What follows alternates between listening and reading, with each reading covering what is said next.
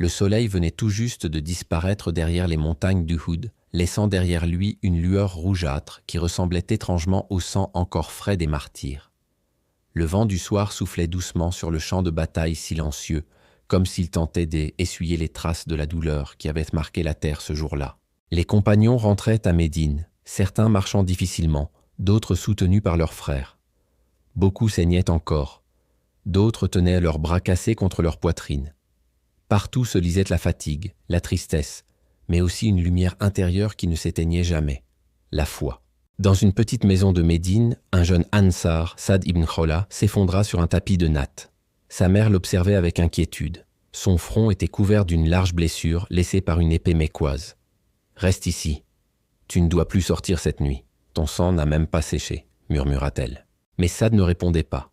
Son regard se perdait dans le vide, hanté par le souvenir de ses compagnons tombés à Uhud. Au même moment, le prophète, à peine revenu lui aussi du champ de bataille, le visage blessé, la lèvre fendue, l'armure percée, reçut une nouvelle alarmante. Abu Sufyan, chef de Quraysh, envisageait de revenir attaquer Médine pour finir ce qu'il avait commencé. Le danger était imminent. Le prophète ordonna alors avec une voix ferme mais encore tremblante de fatigue « Que sortent avec moi uniquement ceux qui ont combattu au jour 8 à Uhud. » Un murmure parcourut la ville, les blessés levèrent la tête et les familles blêmirent. C'était un appel impossible, un appel qui brisait les limites humaines, mais c'était l'appel d'Allah et de son messager. Dans toutes les maisons, la nouvelle se répandit comme un murmure de feu. Saad ibn Khawla se redressa brutalement. « L'envoyé d'Allah nous demande, nous qui saignons encore, nous irons. Mais tu vas mourir, » pleura sa mère. « Alors je mourrai sur son chemin, » répondit-il calmement. Ailleurs, Bilal ibn Rabah tenta d'attacher son bouclier malgré ses doigts enflés. Abu Dujana banda sa jambe brisée avec un morceau de tissu. Ali ibn Abi Talib serra ses dents sur la douleur de son épaule entaillée. Même ceux qui pouvaient à peine marcher se levèrent. Ils ne avaient qu'une pensée. Nous ne laisserons pas Rasulullah sortir seul. Lorsque l'armée blessée arriva aux portes de Médine, un homme vint en courant, affolé. C'était un marchand qui revenait du nord et avait croisé quelques membres de Quraysh. Il cria « Les gens se sont rassemblés contre vous.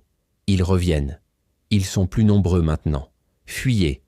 Protégez vos vies. » Certains tremblèrent, leurs jambes encore faibles vacillèrent, et leurs blessures brûlaient comme du feu.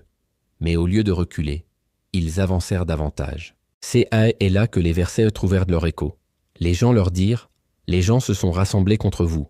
Craignez-les. » Mais cela augmenta leur foi, et ils dirent « Hasbunallahu wa ni'mal wakil. » Allah nous suffit, il est le meilleur garant.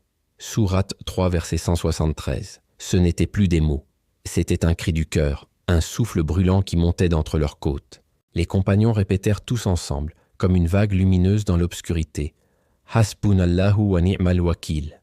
Maintenant, ils n'avaient plus peur, ils n'avaient plus mal, ils n'avaient plus rien à perdre, si ce n'est la protection d'Allah. Ils marchèrent jusqu'à un lieu appelé Hamra al-Assad, situé à plusieurs kilomètres de Médine. Chaque pas faisait couler une goutte de sang sur le sol, mais aucun ne s'arrêta. La nuit tomba. Les torches brillaient comme des étoiles dans un ciel sans lune. Les Quraysh, voyant de loin les nombreux feux allumés par les musulmans, une stratégie voulue par le prophète, crurent que l'armée de Médine était encore plus forte que la veille. La peur s'installa dans leur cœur. Abu Sufyan paniqua. « Ils sont encore debout ? Blessés mais debout. Ils sont plus terribles que jamais. Retournons à la Mecque. » C'est ainsi qu'Allah fit fuir les ennemis, par le courage de quelques hommes dont les blessures n'avaient même pas soigné. Au matin, alors que les compagnons étaient assis autour du prophète, leur corps épuisé mais leur cœur apaisé, une lumière descendit telle une brise fraîche. La révélation tomba.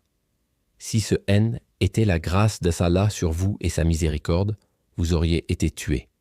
Mais ce ne sont pas eux qui vous tuent, c'est Allah qui tue. Et il vous accorde la sécurité, afin de mettre à l'épreuve les croyants. Sourate 3, verset 572. Les compagnons baissèrent la tête, certains pleurèrent. Ils réalisèrent alors qu'Allah les avait protégés, parce qu'ils étaient forts, non parce qu'ils étaient nombreux, mais parce que leur foi était sincère et qu'ils avaient répondu à l'appel malgré la douleur. Cette nuit-là, la terre de Hamra al-Assad devint le témoin un des plus grands actes de bravoure de l'histoire islamique.